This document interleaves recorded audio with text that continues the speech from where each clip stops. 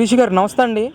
మరి గోరంట్ల బుచ్చి చౌదరి గారు Jaganmohan Reddy press meet తర్వాత చేసిన వ్యాఖ్యలను ఉద్దేశించి ఈరోజు వైసీపీ నాయకులందరూ కూడా తీవ్ర స్థాయిలో విరుచుకుపడతా ఉన్న పరిస్థితి.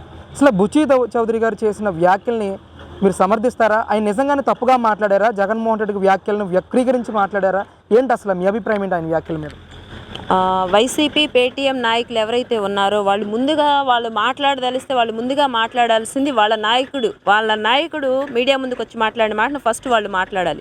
విమర్శించాల్సి వస్తే కనుక ఫస్ట్ మాట్లాడాల్సింది వాళ్ళ నాయకుడిని, అంటే వైఎస్ జగన్మోహన్ రెడ్డిని.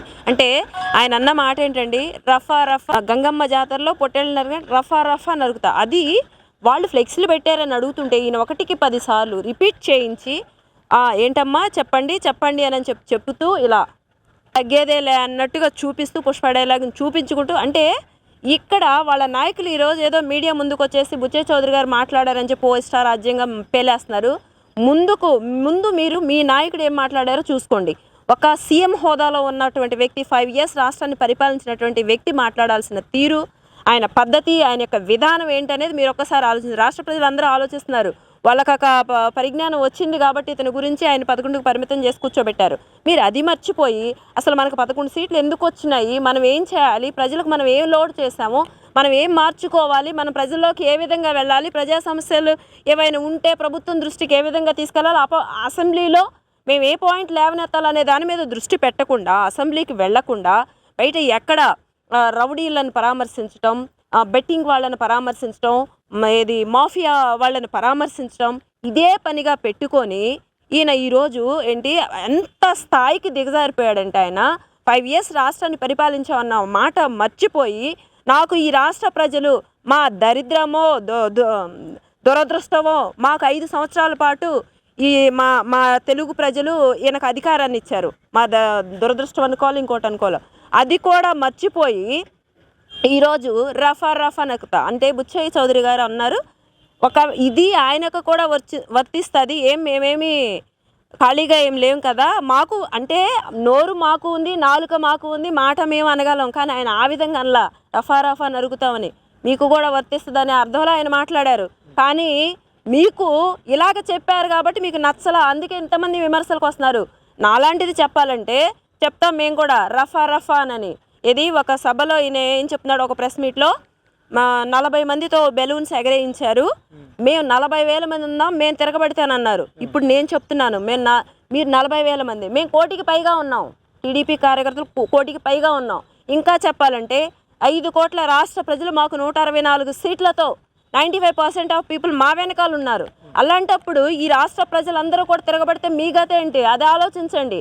రాష్ట్ర ప్రజలు ఉన్నది, రాష్ట్రంలో ఒక సీఎం హోదాలో నీకు గత 5 సంవత్సరాల పాటు మంచి పరిపాలన అందించమని నీకు ఇస్తే, నువ్వు చేసింది రాష్ట్రాన్ని రావణ కాస్త చేసావు కాబట్టి 11 సీట్లు పరిమితం చేసి కూర్చోబెట్టారు. ఇప్పుడు మీరు ఆలోచించాల్సింది, మనకి ఈ గత ఎందుకు పట్టింది, మనం ఏం చేయాలి, ఏం నేర్చుకోవాలనేది మర్చిపోయి, ఇంకా కూడా ఈ రాష్ట్రంలో ఎక్కడైనా సరే మీరు చూడండి, ఒకసారి ఆయన పరామర్శలు కానివ్వండి, ఆయన మాట తీరు కానివ్వండి, విధానం కానివ్వండి, టోటల్గా మార్చేశారు ఆయన.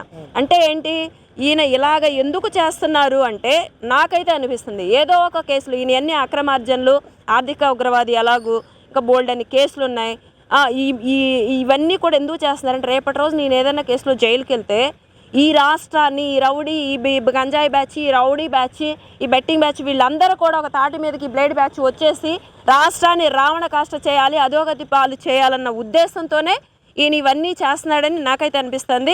ముఖ్యంగా 7 సార్లు ఎమ్మెల్యేగా గెలిచిన వ్యక్తి, ఎంతో రాజకీయ అనుభవం ఉన్న వ్యక్తి బుచ్చి చౌదరి గారు. అలాంటి ఆయన మీద ఈరోజు సాకేత్ శైలజనాథ్ కానీ, రోజా గారు కానీ, ఎవరైతే విడుదల రజనీ గారు కానీ, వైసీపీ నాయకులు ప్రతి ఒక్కరు కూడా తీవ్రమైన పదజాలంతో విరుచుకుపడతా ఉన్నారు. ఎంతవరకు సమర్థించవచ్చు అంటారు అసలు?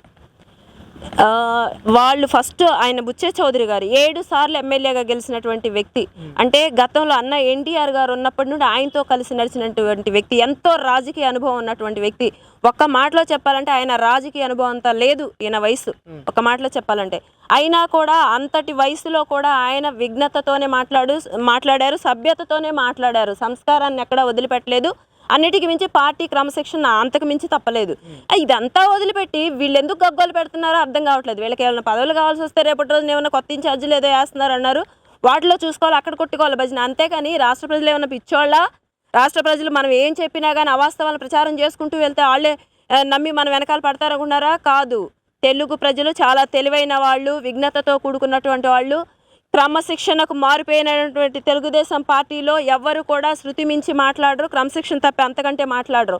ఒకానొక సమయంలో బోస్టికే అన్నారు కాబట్టి వాళ్ళకి బీపీ వచ్చింది, కాబట్టి పార్టీ ఆఫీస్ పగలగొట్టారు, తలలు పగలగొట్టారు, చేతులు ఎరగొట్టారు, కార్లు పగలగొట్టారని చెప్పారు. మరి ఇప్పుడేంటి? ఇప్పుడేమనాలి? రఫా రఫా నరుకుతామంటే నరికించుకుంటూ కూర్చోవాలా మేము? లేకపోతే మాటలు అనిపించుకో? రాష్ట్ర ప్రజలకు మా దౌర్భాగ్యం ఇదంతా కూడాను.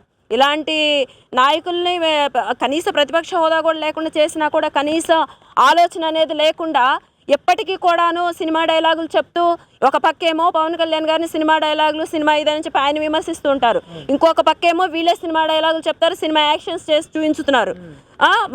మీరు చేస్తేనేమో ఒకటి, ఎదుటి వాళ్ళు చేస్తేనే ఇంకోట. ఆ మాట నేను అనలేను కాబట్టి అనడం లేదు. ఇంకా చెప్పాలంటే బుచ్చయ్య చౌదరి గారికి ఉన్నటువంటి రాజకీయ పరిజ్ఞానంతో కానీ, రాజకీయ అనుభవంతో కానీ కనీసం నీ వయసు సరిపోనటువంటిది. ఆయన ప్రక్కన నిలబడటానికి కూడా అర్హత లేనటువంటి రాజకీయం ఇది. నీ రాజకీయం ఏంటి? రౌడీ రాజ్యం, గుండా రాజ్యం, బెట్టింగ్ రాజ్యం, మాఫియా రాజ్యం, మద్యం రాజ్యం, ల్యాండ్ మాఫియా, శాండ్ మాఫియా, ఏది మొత్తం ఈయన చరిత్ర అంతా తిరిగేసుకుంటే ఇది. ఒక్క మాటలో చెప్పాలంటే గతంలో రాజశేఖర్ రెడ్డి గారిని వాస్తవానికి ఆ రాష్ట్ర ప్రజలు ఆదరించి ఆయన బిడ్డ అని చెప్పి, ఆయన ఫ్లైట్ క్రాష్ అయ్యి హెలికాప్టర్ క్రాష్లో చనిపోయారు కాబట్టి ఆయన బిడ్డని ఈయన ప్రజల ముందుకు వెళ్తే ఒక ఛాన్స్ ఇద్దామని చెప్పి చూశారు. ఈరోజు ఈయన ఏం చేశాడండి? నవరత్నాలలో రాజశేఖర్ రెడ్డి పేరుని మెల్లమెల్లగా తొలగించేశారు. ఇప్పుడు చూసుకుంటే అసలు ఈయన పర్యటనలు ఎక్కడైనా సరే మీరు క్లియర్గా చూడండి, ఎక్కడా కూడా రాజశేఖర్ రెడ్డి ఫోటో అనేది కనపడదు. వాళ్ళ తాత రాజారెడ్డి ఫోటో కనపడుతుంది. వీళ్ళు ప్రజలకు ఏమని సందేశం ఇస్తున్నారు? ఈయన అంటే రాజశేఖర్ రెడ్డి అనే వ్యక్తి ఎక్స్ సీఎం, రెండోసారి సీఎంగా ఉండి దురదృష్టవశాత్తు చనిపోయారు. అలాంటి వ్యక్తి ఫోటో పెట్టకుండా రాజారెడ్డి గారు, అంటే గతంలో చెప్పుకుంటారు రాజారెడ్డి రాజ్యాంగం అని, అది తీసుకొస్తామని చెప్పి ప్రజలకు సంకేతం ఇస్తున్నారు. అంటే ఏంటి? ఈ రాష్ట్రాన్ని రావణ కాష్ట చేయడానికి సంకేతం ఇస్తున్నారు అనే కదా అర్థం.